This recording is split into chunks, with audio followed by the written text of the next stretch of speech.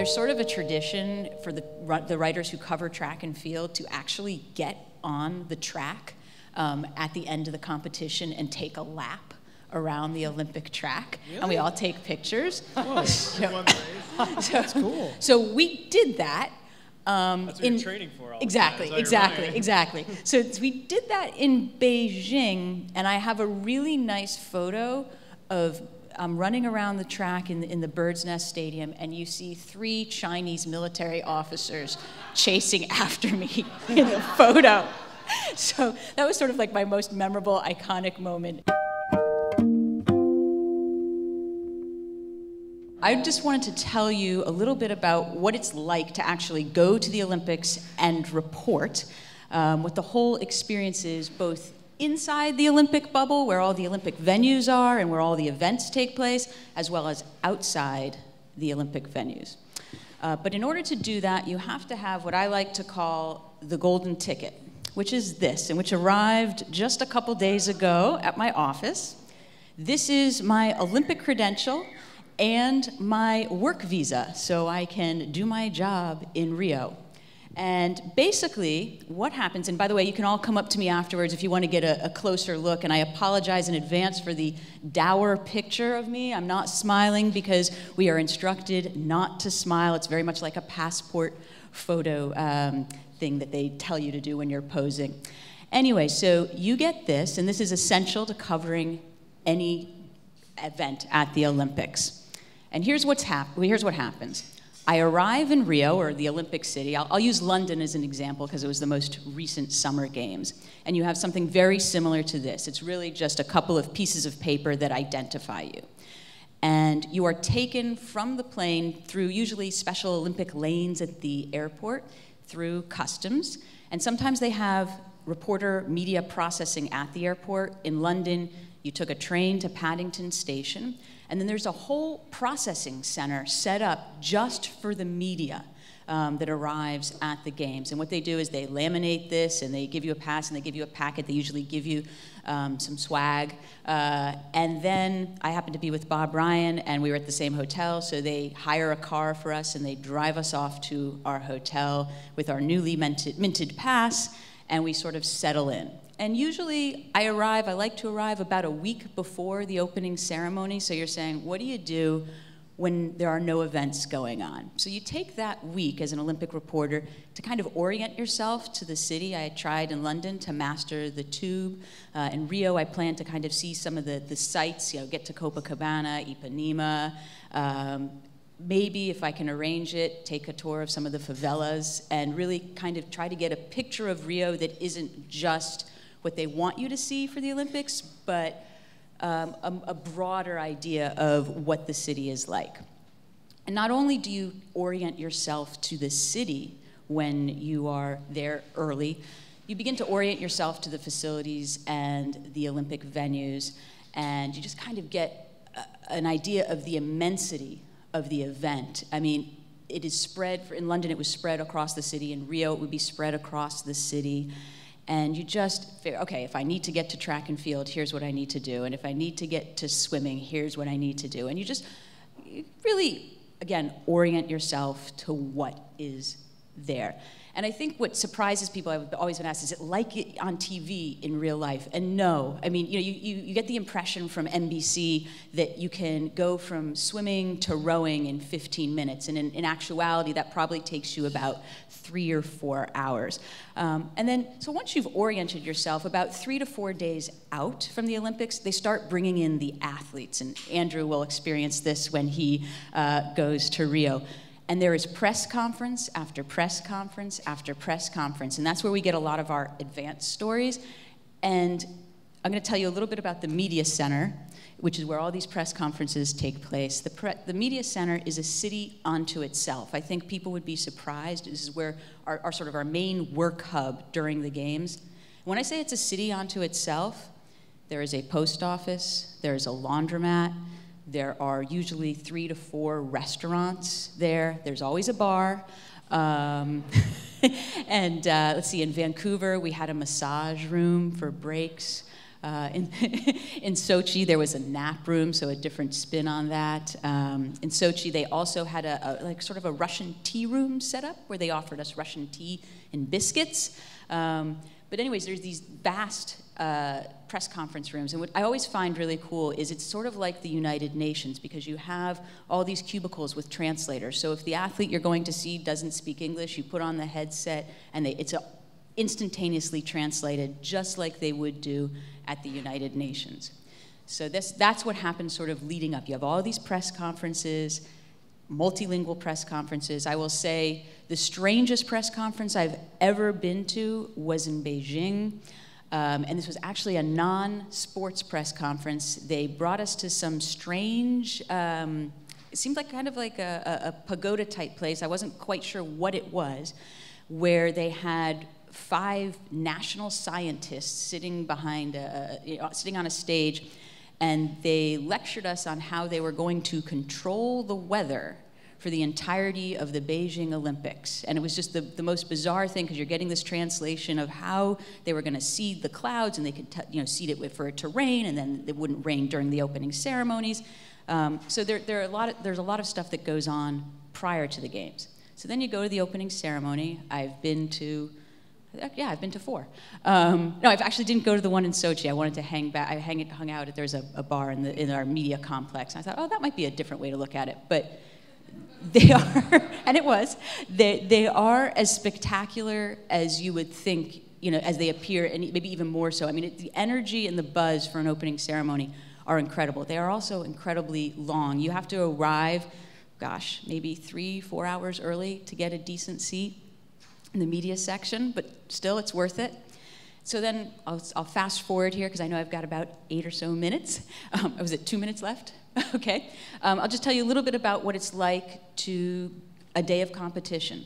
So typically what I like to do is I like to get up early, go for a run. It lets me explore the city. In London, I ran a lot in Regent's Park. And you're saying, well, what does this have to do with the Olympics? Well, the cool thing was the entire US track and field team was also using Regent's Park as a running and training ground. So every morning, I would sort of run around, and I'd see like 10 or 15 US track and field Olympians as I'm running, and I'm just getting left in the dust. And I'm like, it's just an incredible feeling, because you're jogging along and you see these athletes with perfect form, and they're speeding by, and you just get this real kind of right in front of you concept of what it truly means to be one of the world's best athletes. So you run, and then I'll go over with my editor. I'll say, hey, I'd like to head, we have a local shooter in the shooting event. Let's head there. I think I can cover that and then make it to swimming or gymnastics in the afternoon. And so you head off, you cover shooting, and then you find a way to talk to the local athlete. I remember very distinctly I did exactly that in London. The London athlete didn't win a medal, and you're kind of like grabbing them, you're trying to find them. Sometimes it's easier to get a hold of them. Sometimes they're in the mix zone. Do you all know what the mix zone is, by the way? Oh, the mix zone. So when you're at an international competition, you don't go into the locker room to get quotes. There's a big zone outside the competition venue where the athletes kind of just parade by, and you try to flag them down as they're passing you. And it's, every country, some countries, bring megaphones so you can actually hear their athletes. It's complete and utter chaos. And then so you go, I'll cover shooting. I'll speed off on I like to take public transportation. I'm not a big Olympics lanes person when I can avoid it. I like to kind of get a feel of the city. And then I'll go and I think I would do like shooting in the morning, swimming. Then I might try to take in an event in the afternoon. Not unusual for our days to end around 3 or 4 in the morning, just especially when the Olympics are in Europe or a time zone way off, even in Beijing, because you're constantly trying to make deadlines stateside. I'm going to let the others talk about their experiences now, because my time is up, but any questions, feel free to find me, and I know Edgar will ask questions of us. Also, feel free to come and approach me to get a look at the pass. Shira Springer. Thank you. Don't leave yet, because I do have some questions before I let you leave. Should I stay? Yeah, stay, hang out. Okay. We're gonna chat a little bit before I let you go. Thank you. How different are they, Olympics to Olympics? You know, like it's sort of, in some ways it sounds like, I mean, I know you're talking about you get out into the city and all of that stuff, but it also sounds like it's kind of regimented and you're in a little bit of a bubble. So, like, can you tell the difference from Olympics to Olympics? So the city impacts how different your Olympic experience is. Beijing and Sochi, given the nature of the countries, very regimented and very difficult to kind of get outside the bubble. I'll be honest, in Beijing, I think I went outside the Greater Olympic Park area twice. And the rest of the time, I was only within the Olympic Park, and it was, you know, a lot of security to get through. I had a minder for part of the time that I was there. At first, I thought the people at my hotel were just really, really friendly and wanted to know where I was going and if I was having a good time. And then I very shortly figured out that they put somebody on you with you. Yeah, they were asking. Like in Rocky IV when those Russians are there with Rocky. I was amazing. But so they weren't always following you around, but they definitely wanted to know where you were going, when you would be back. And I thought, oh, how nice! The hotel wants to have my room ready for me. No. That's not what it was about. Wow. And I had to. When I ran running around the Olympic Park, because that's where I went running. They had military soldiers stationed throughout, so I had to show my pass like every quarter mile. Like I was be jogging in place, showing my pass, like, yes, I can jog here. So the question is it regimented? Yeah, it just depends on the city. So London, it was just, you know, much less regimented. I got out, you know, I was in Hyde Park, I was in Regent's Park, I got to see a fair amount of the city, and, you know, I was on public transportation a lot, and somebody's probably going to ask me, what's my favorite Olympics? London by far, just because of the ability to really be in the city and experience the Olympics at the same time. So, have you ever gone to the bar and done shots with Bob Costas? No. Do you No, but there was Okay. It's funny you should say. Bummer. But there speaking of NBC personalities, there was in Sochi there was this one promenade that ran along the Black Sea. And it was right sort of at the edge of all the media housing complexes, and it ran all the way to the Olympic Park. And I would get up, and it was like a 3-mile stretch, and I'd run back and forth every day, which was really cool because I ended up running with a Canadian gold medalist one day. I mean, you just kind of meet different people and you run with them.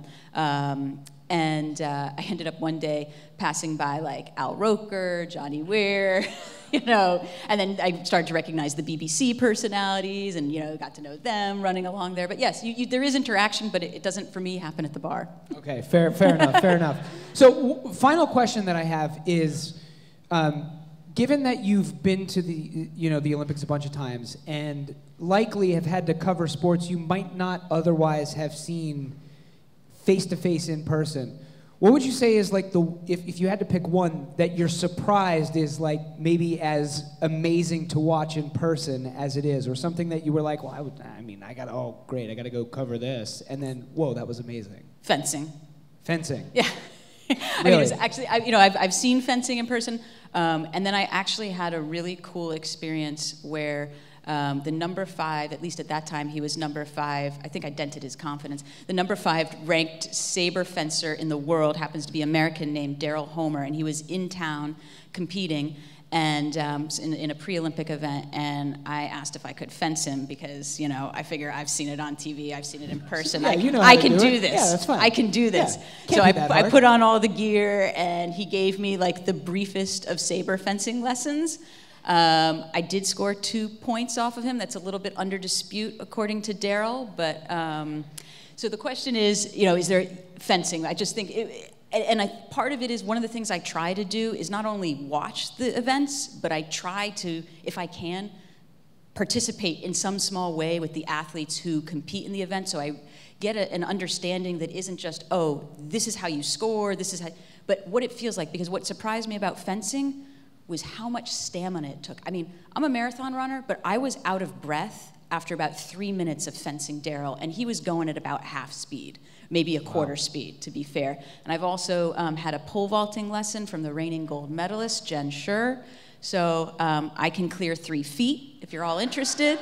That's substantially... Just the fact that you can do it and not die is actually impressive to me. And the best part of this... break your neck. The best part of the whole experience was her husband is her coach, and says to me, I want you to get the feeling of what it's like to fall from the height that Jen falls from. So they take me up on this scissor lift, and I am scared to death just looking down. I'm like, I'm not gonna go.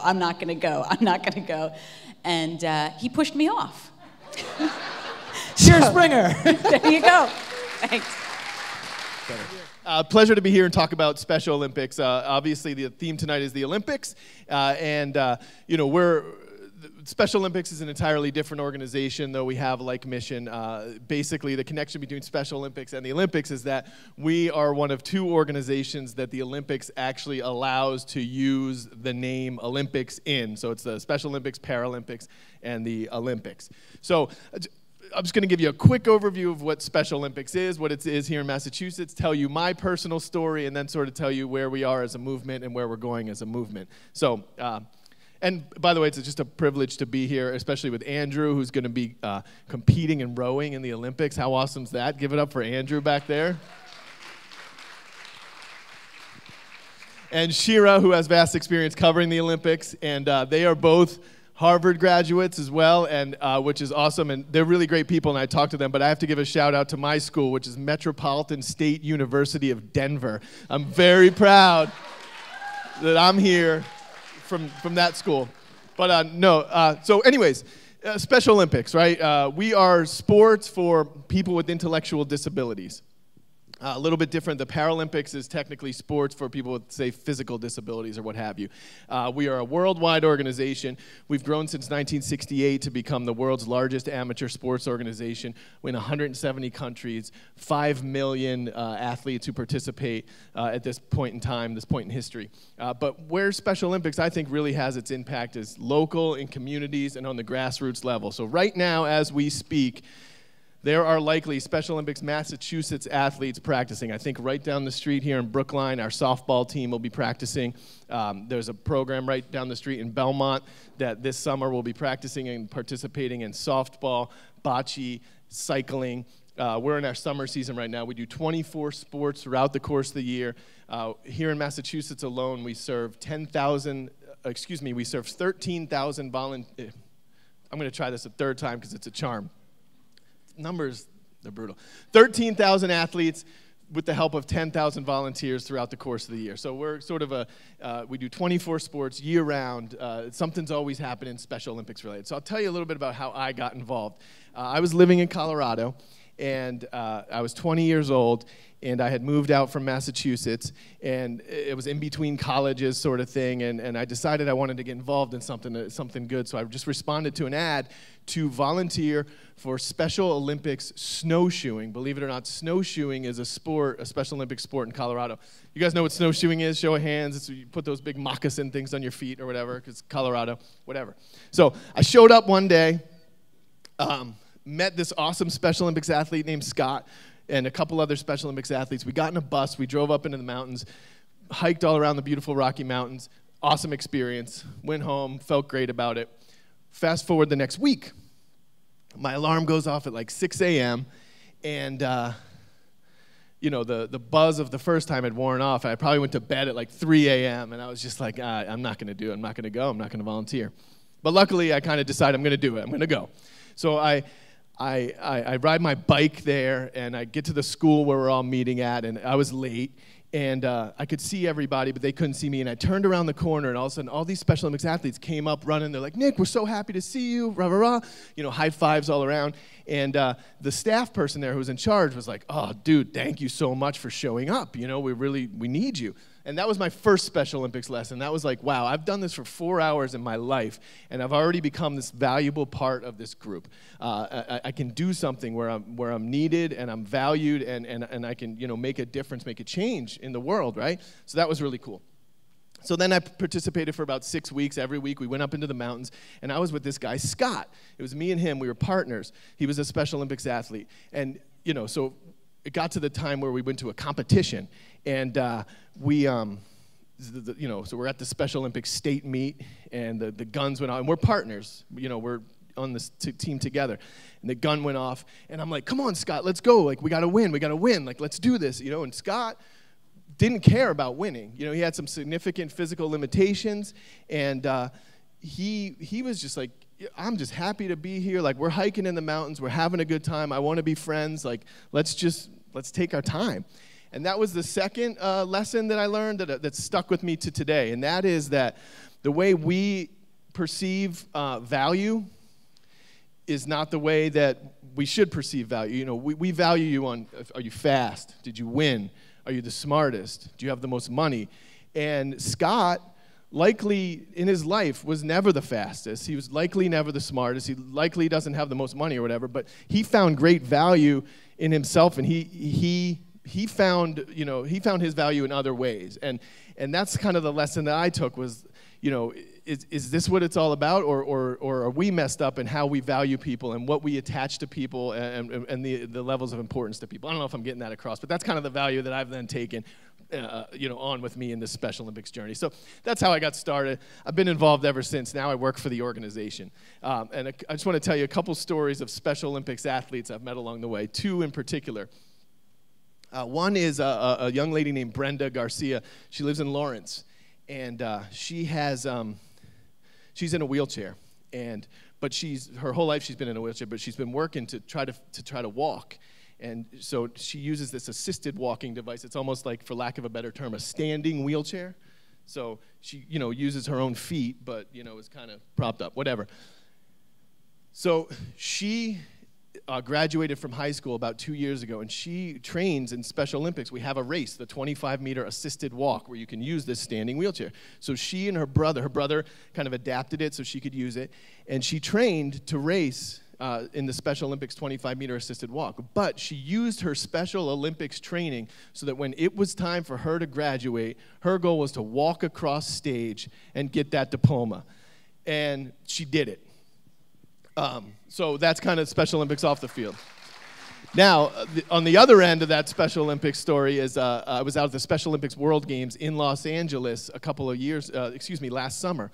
And this very famous athlete gets up and starts to tell his Special Olympics story at opening ceremonies. I don't know if you guys are football fans, but there's a running back for the Kansas City Chiefs named Jamal Charles. If you haven't heard of him, he's literally like one of the best running backs in the NFL. One of the best players in the NFL, millionaire 10 times over.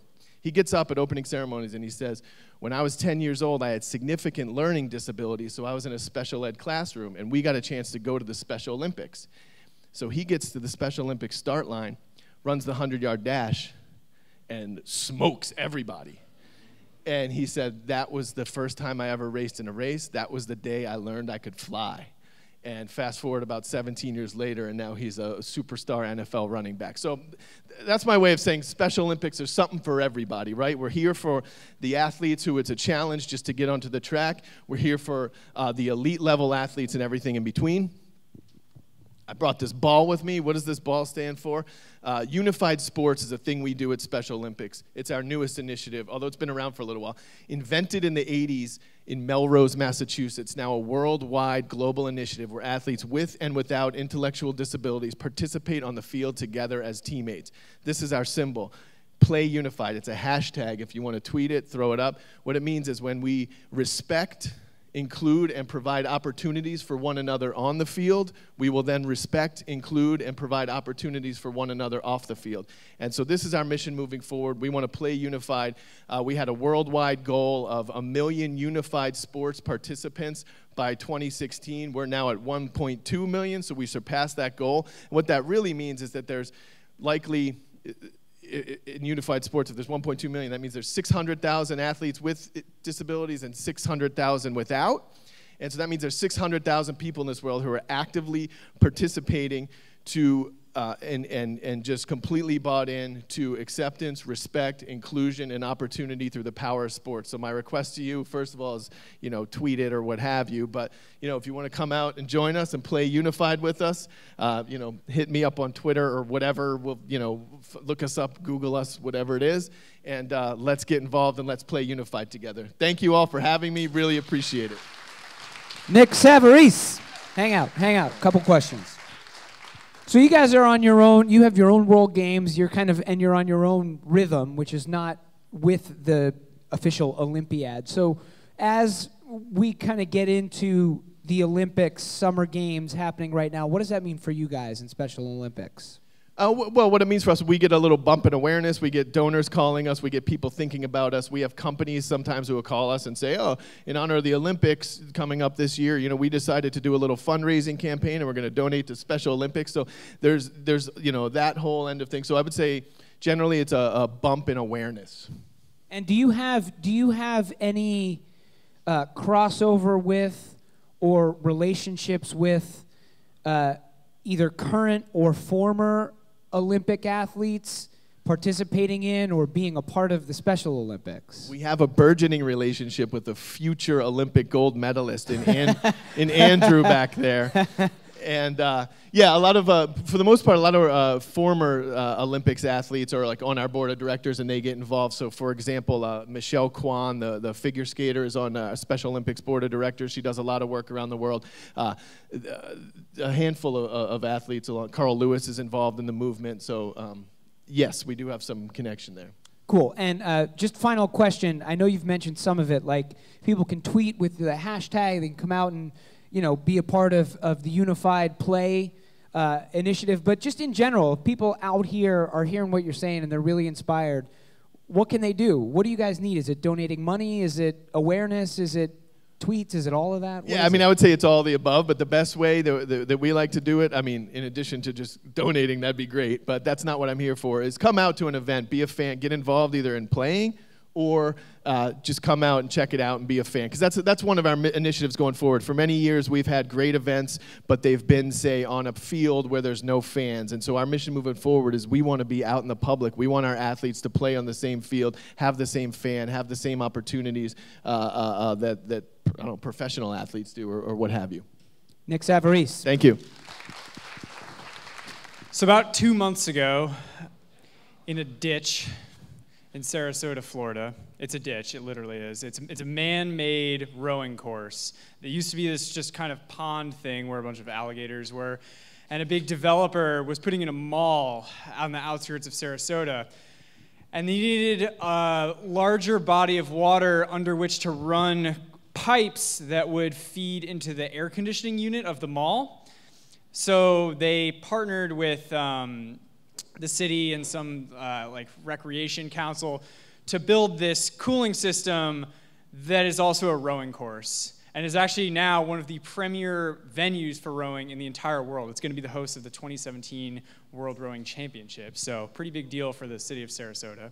So on this in this ditch in Sarasota, we lined up on a Sunday morning against 3 other boats, rowed for 6.5 minutes, really hard.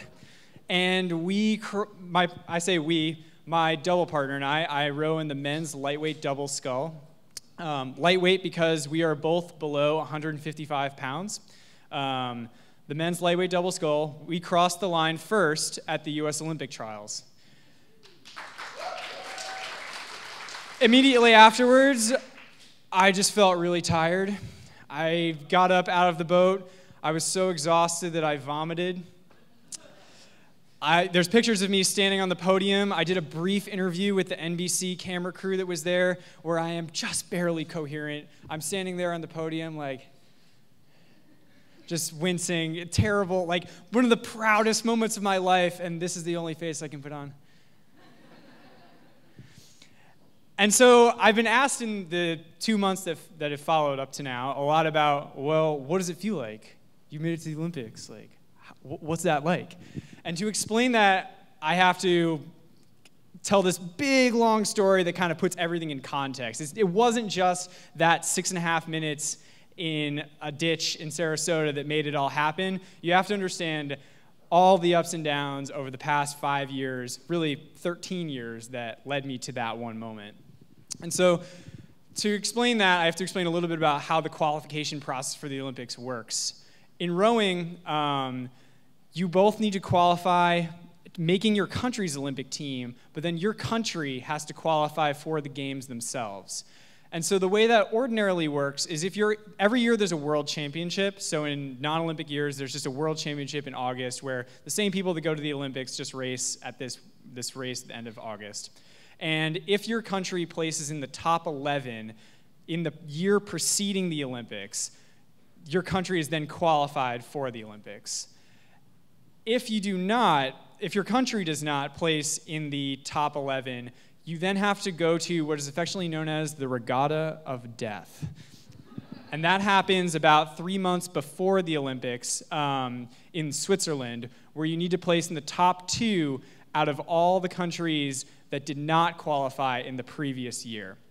And so in 2011, I've had a decent idea that I wanted to go for the Olympic team in 2012 for London. And so I took a year off of Harvard. I trained with a double partner, a guy named Will Daly. He was 9 years older than me. We trained really, really hard, two times a day, 3 times a day, all year. I moved to New Zealand during the winter to keep training while the Charles was frozen. Then we were back to the States, over to California for this trial. I had poured every ounce of myself. I was the youngest competitor there at the trials. Had very little idea what was actually going on. It was all kind of a blur, but won the Olympic trials. And then, because the U.S. hadn't placed in the top 11 in the previous year, we were forced to go to this regatta of death in Switzerland. And so 3 months before the Olympics, we head over to Switzerland, start racing. Everything's going well. We look like one of the favorites. All this training, all this coordination, planning, everything looks like it's going to pay off. And in the final race, we're sitting in second, just behind the Hungarians at the halfway point. We knew the Hungarians were the likely favorites. They had had a mishap at the previous year's World Championship after being a dominant boat in past years that made them the favorites in this regatta of death. And so we're sitting just behind them, ahead of the Australians, and in about the last 5% of the race, the last couple seconds, the Australians pour on this incredible sprint and just nip us. So I fell 1 place, 1 second, a few feet short of going to the Olympics. And needless to say, I was crushed. I had poured all this effort into this. I had really had everything riding on making the Olympics. I thought I was going to make it. And after coming back to the dock and sitting down on the grass, kind of just realized that this whole crazy dream had come to an end. And I didn't quite know what to make of it. I had been so successful in the world of rowing leading up to this point that I'd never really suffered a defeat of this magnitude. And it took me the better part of that following year to kind of make sense of what had happened. I sort of felt like, if I'm not a winner at this game, then who am I? Why am I doing this? Do I want to keep doing this? Do I enjoy this? It's so much training, so much time, so much effort, so much sacrifice to perform at this highest level, and it all comes down to that one moment, is this really worth it? But after a while, kind of got over it. I realized that I still like moving a boat through water, and that what really drives me is trying to get just a little bit better than I was yesterday. And so that's really the mindset I've tried to attack this Olympic campaign with, is just try to be a little bit better than I was yesterday. And so then fast forward 4 years, I've raced a couple world championships, got a lot more experience under my belt. This past year, so in the fall of 2014, got organized with the top 4 lightweights in the US. We agreed to live in Boston, train together. Over the course of the year, we worked out who would row with who, go to the trials. My partner Josh and I win the US trials. We go into the World Championship. We place 8th in the top 11, avoiding the regatta of death. So now, this past year, all we need to do is win the US Olympic trials. It ends up being a very hard-fought campaign. We were up against a great boat. 2 of the guys who were in that training group of lightweights trying to figure out who would row with who, and ended up having a very hard-fought final at the trials. But crossing that line first, the seal is on. And that is how I got to where I am right now. So it has been quite a journey. And I'd say that, the good part about failing on that lake in Switzerland has been that it has made succeeding this time around all that more meaningful. And so, yeah, that's my story. I'm really excited to go to Rio. I don't quite know what it's going to be like. I've raced a lot of international races, but I've never been to the Olympics before, so I'm really excited to find out. Yeah. Andy Campbell. Good story. Wow. Saga. It is a saga. Yeah, it is a saga. Did the sagas take place on water? Or the sagas, is that, the Norse. The sagas are the Norse, right? They were a boating people. So it is a saga. Literally a saga. That's amazing. So given the background, given the, given the crushing defeat, the reflection, the rebirth, are you like, I'm in the Olympics, so it's cool? Or are you like, I want to win? You know, like where is that at? That's the funny thing is I kind of said to myself this whole campaign, like, I just want to make it. Like, if I can just get the uniform and get to go out there, like, that's great. But now that I've made it, I'm like, man, we should really try to get into the A final. Like, if I could get on the podium, how cool would that be? So yeah, it's one of those things like, it's never enough. Like, we definitely feel like on a great day we can get on the podium. Yeah, and like, what do you know about the competition going in? Like, is it really like you guys could do it? Yeah, so we know the competition really well. We've been it's largely the same group of guys that we've been racing year in, year out. Last year we were expecting to do a little bit better. We had a bout with food poisoning actually at the World Championships that left us out of the top 6. We feel that, so in rowing is raced 6 boats at a time, and there's like a progression system that decides who will be the 6 boats that race in the final. And so for us, our goal is to make that final.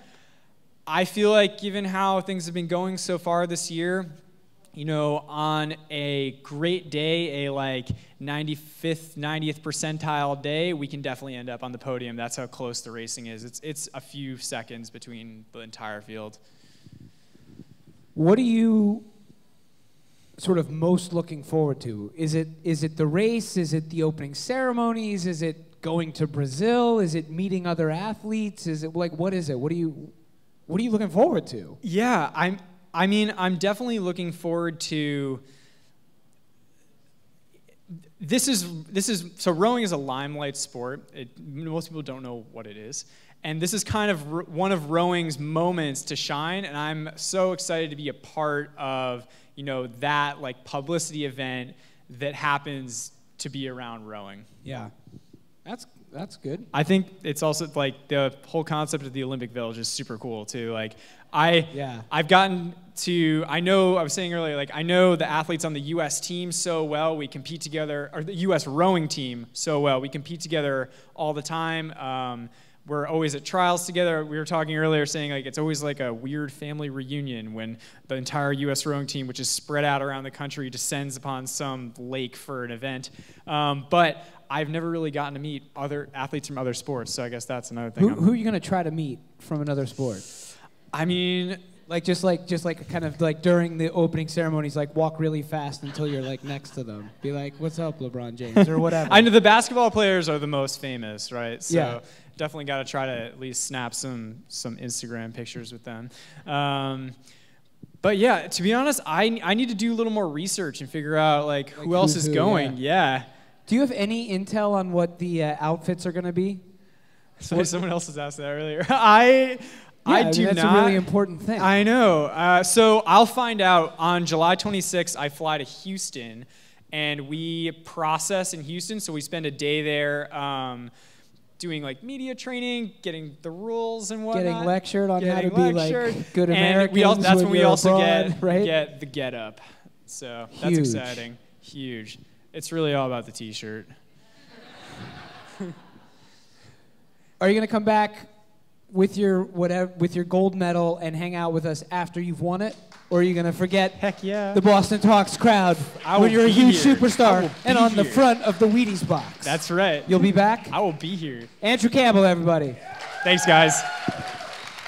Okay, my question has to do with American identity at the Olympics. I want to know, when you go as a reporter or with the Special Olympics or as an athlete, whether you feel more American and whether you sense or see that in other athletes and other people who are there and what effect that has on you. I agree. Good question. Should I lead off? Go ahead. You have the mic. Yeah. I definitely feel more American when I'm in a place full of people who are not American. Like, you realize, even language barrier makes you feel like you hear all these different languages, you just realize how big the world actually is, and these people come from all over, and getting to put on that uniform and represent your country definitely makes me feel a little bit patriotic. Okay, I feel patriotic, but I don't necessarily feel so American. Maybe I just have a little bit of a different background. So my dad was born in Europe, and I speak a couple of foreign languages. So I'm the kind of annoying reporter who, whenever I see, let's say, a German speaker or somebody else who speaks a few of the languages I know a little bit of, I try to engage them in conversation in their native language. And I can apologize for my grammar, but I just, yes, I tried, I don't want to say blend in, but I kind of try to get to know people from other countries and talk and use my minimal language skills to kind of just talk to them in their language if I can.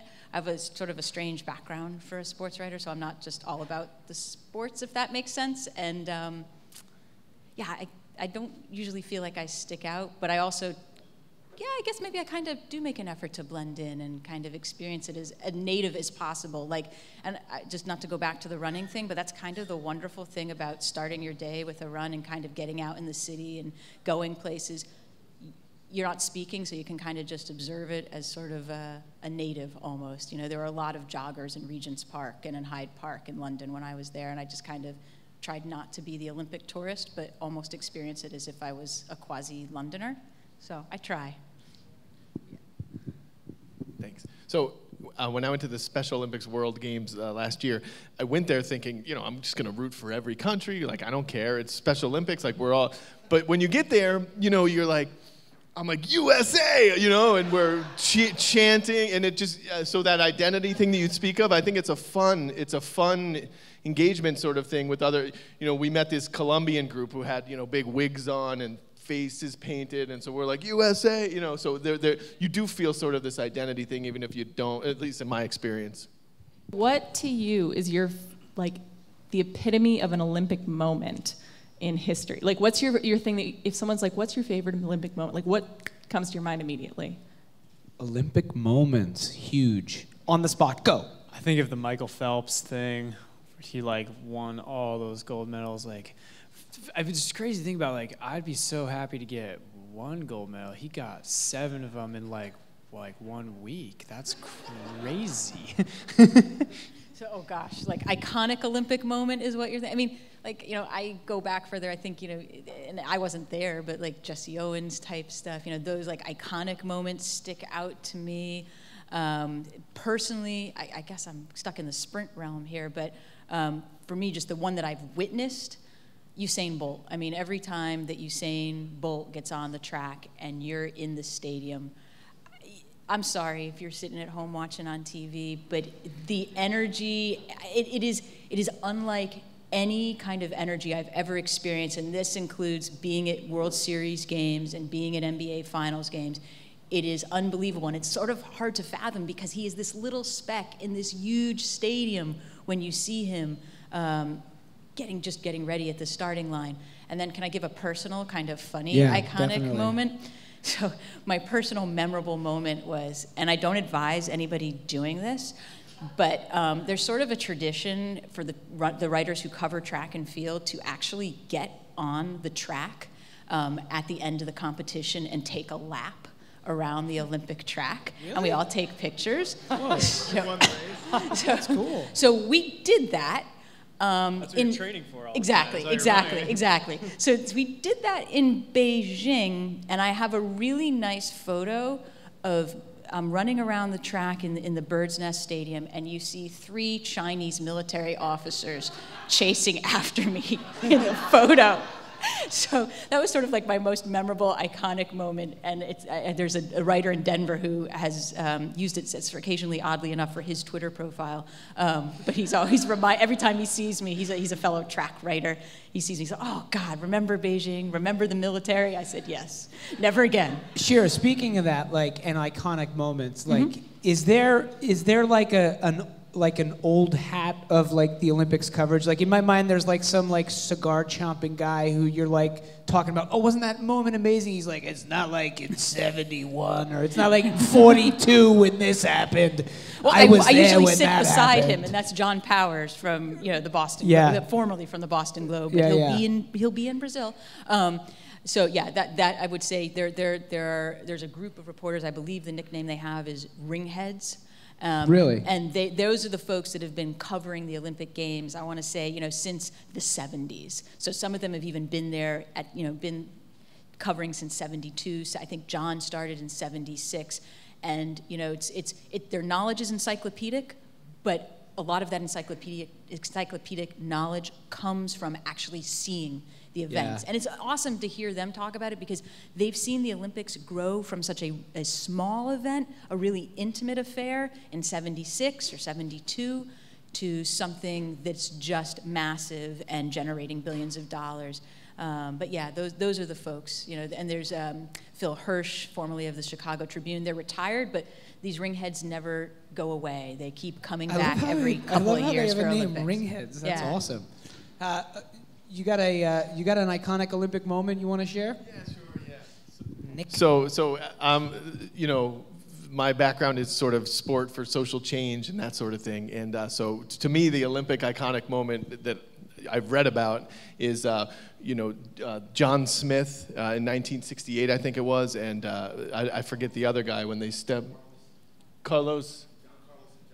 Thank you, John Carlos and John Smith, when they were they won a couple medals, but the bronze and the silver, or the bronze and the gold, whatever it was, and they got on the platform and wear black gloves and raised their hands in support of the civil rights movement here in the United States. And so that's sort of like the power of sport, transcending sport, that whole sort of thing. But I also like the Dream Team in '92 when they first got together.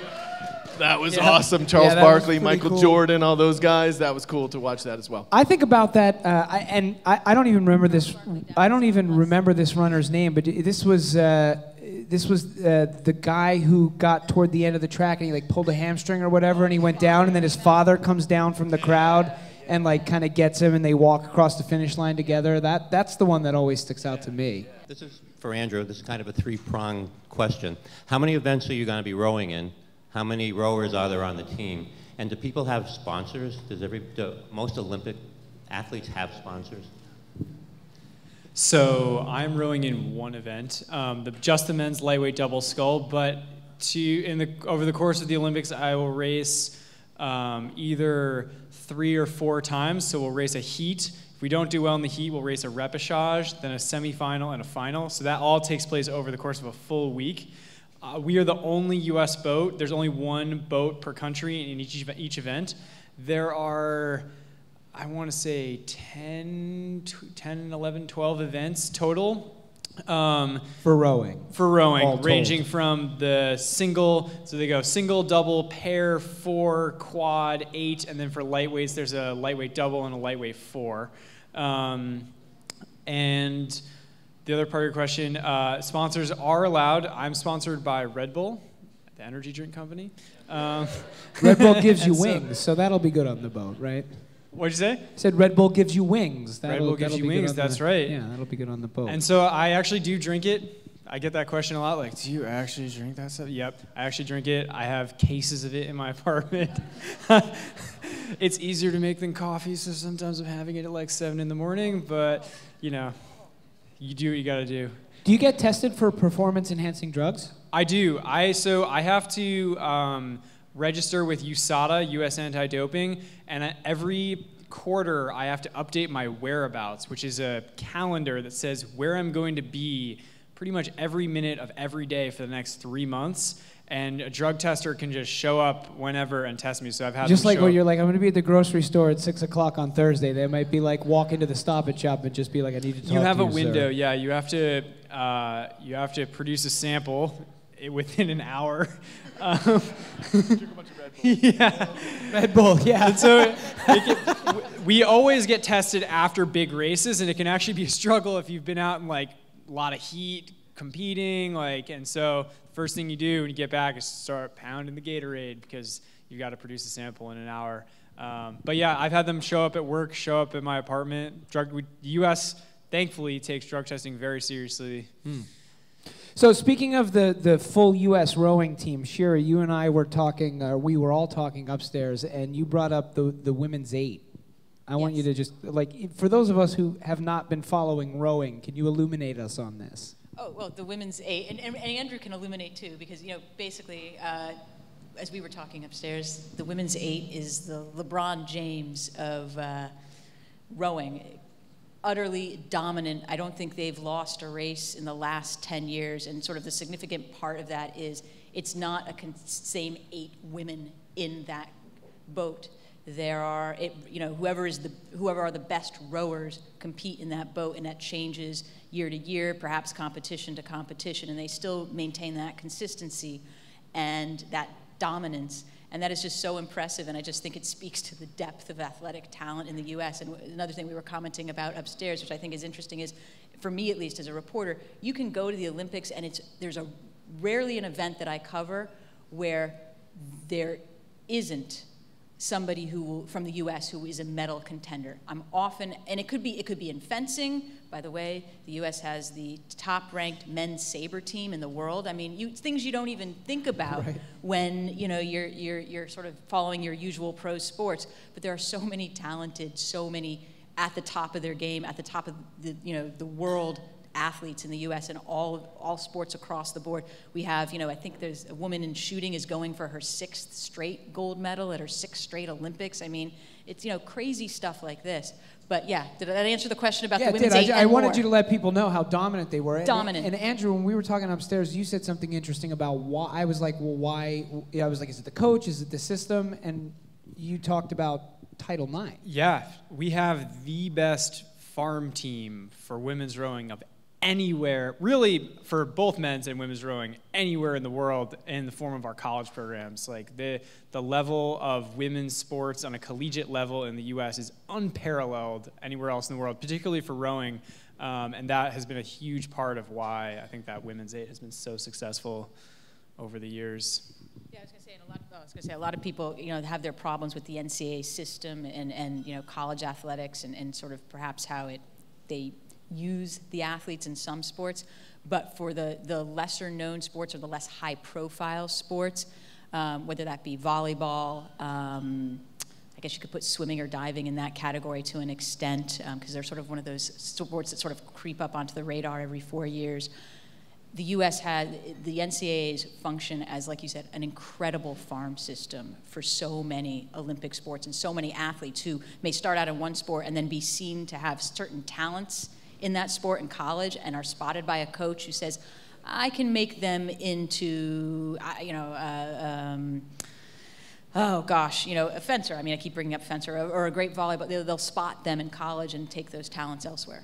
Okay, Shira, yes. 1, will you be there for the duration? And 2, what are the chances that we'll see you on TV or on radio for someone other than the Boston Globe?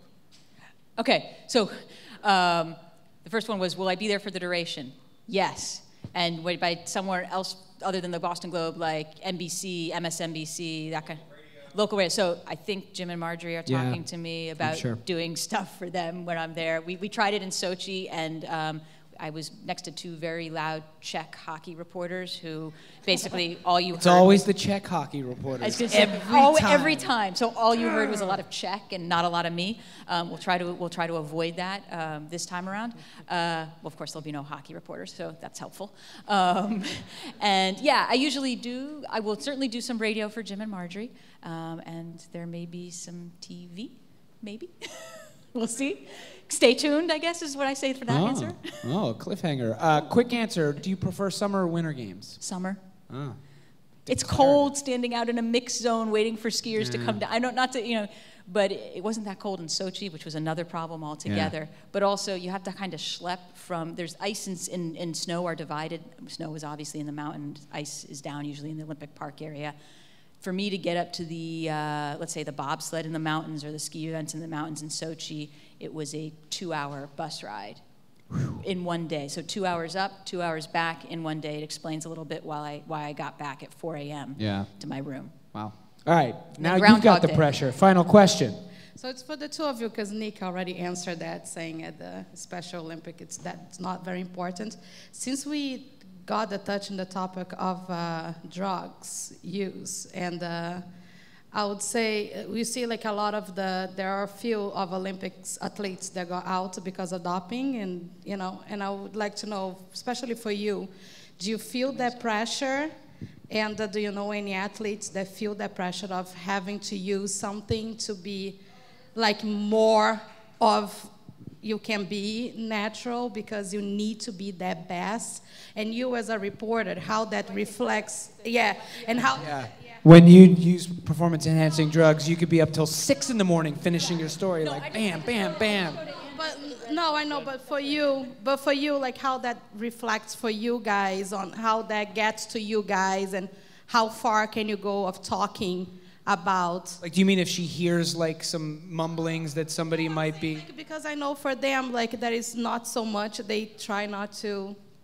I don't know if there's a pressure on you guys that like, hey, let's not talk about that. No pressure on me. I would prefer to talk about it as much as I can. Maybe they will say like you're Olympic, like you're talking about sport. We shouldn't be, focusing on that much. I don't know. Fair game. All right. So from the reporter side, you feel no pressure to not report that or not. I'm not there on behalf of the USOC. I'm not there on behalf of the IOC. I'm there to tell what's going on at the Olympics. And I feel very strongly that we should be reporting about drug and drug use as much and as often as we can, and we should be digging down into that. I mean, applaud the New York Times for their story today, where they were exposing, shortcomings in doing that by people who should have been on top of it. Here's where it gets difficult. It is not uncommon to be in the mix zone where you hear people talking, you hear people saying, that sprinter is suspicious, or something's wrong, or she made a great leap in performance over the last 2 or 3 years prior to the Olympics. Or other athletes have even come up to me and, who have lost to a particular, let's say, sprinter, and said, I'm suspicious of her, or something's not right, or there's just a strange jump, and I've seen her, I know how she's training, and it just doesn't make sense to me. There was a marathoner, God, I can't believe, Jeptu, who won the Boston Marathon. Rio de Janeiro. Yeah, exactly.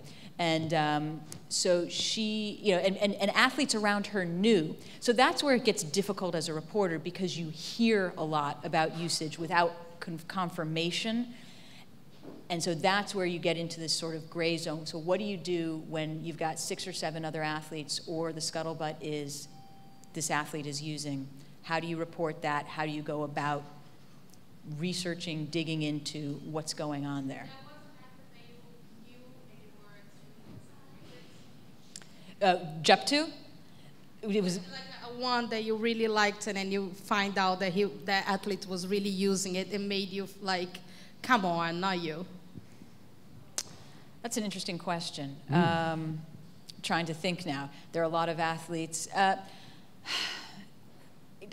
don't know, but no, there wasn't. But I think kind of what disappoints me more, and not to be too broad about this, but is sort of what you see in Russia. I think what I get more disappointed in is when you see a systematic doping, and where you have coaches and officials putting the pressure on athletes. Because I know, and maybe Andrew can speak to this, I know from the athlete's perspective, this is their livelihood. This is, and this is what they've set up their whole entire lives to do this. And many of these athletes start out very talented. They've gotten to a high elite level without drug use. And then to have officials and coaches come to you and say, you've got to do this, or you're not going to be selected for international competitions, or you can't stay in the national program, which is what I understand and what everybody understands was going on in Russia. To have that happen, that's disappointing, because not only are you hurting the athlete, but oftentimes these athletes, particularly let's say in a country like Russia or other Eastern European countries where you've seen this happen,